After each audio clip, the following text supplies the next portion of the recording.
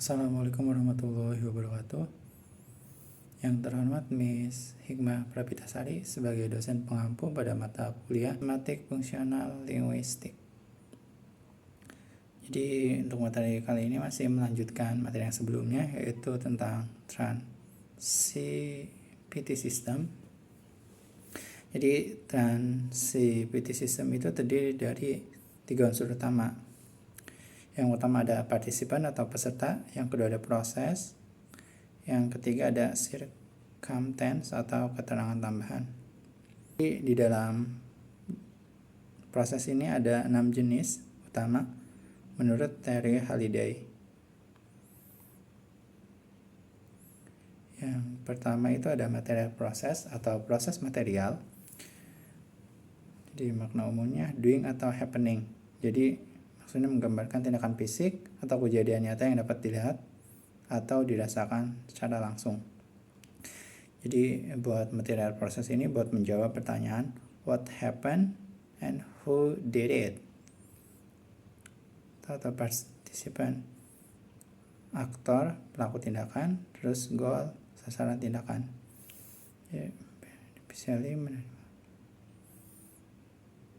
Contohnya itu kayak John kick the ball. John sebagainya aktor dan juga the ball sebagai goalnya. Terus ada she built a house for her parent. Jadi she-nya ini sebagai aktor atau pelaku tindakan. Terus a house-nya ini sebagai goal atau sasaran tindakan, dan juga for her parents itu sebagai beneficial atau penerima manfaat dari tindakan.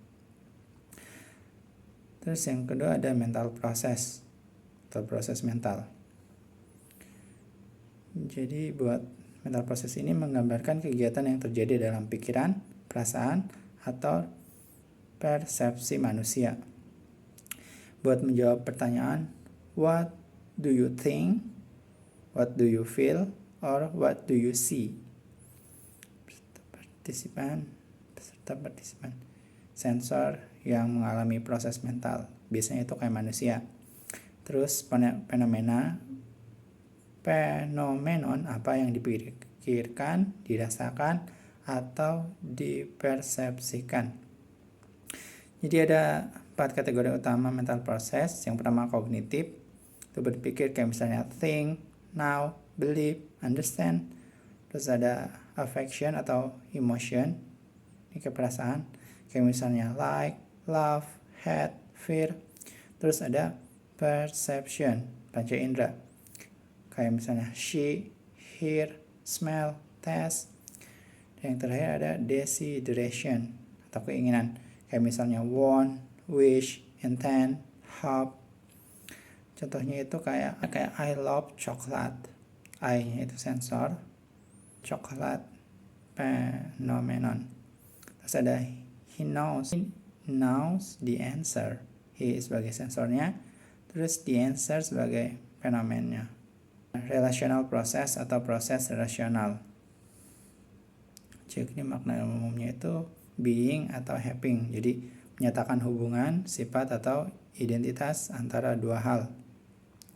Ini itu buat menjawab pertanyaan what is it, who is he, who is she, and what is it like.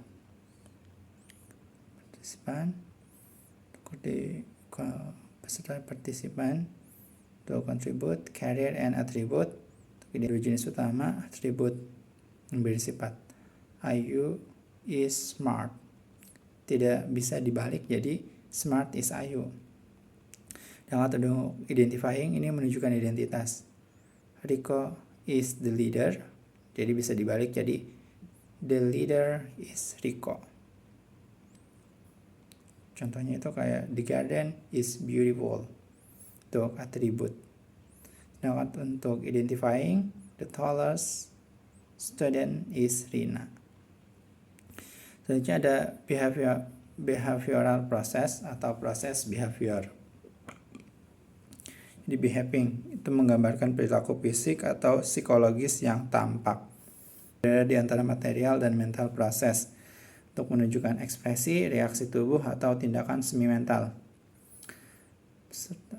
Participant behavior itu pelaku perilaku, kadang behavior, kadang range, kadang phenomenon. Contohnya, he smiled warmly. Smile-nya ini sebagai behavior, sebagai pelaku perilaku. Terus selanjutnya ada the baby cry all night. Cry ini sebagai behaviornya atau pelaku perilaku. Terus he listened carefully. Listen sebagai behavioral, bukan mental.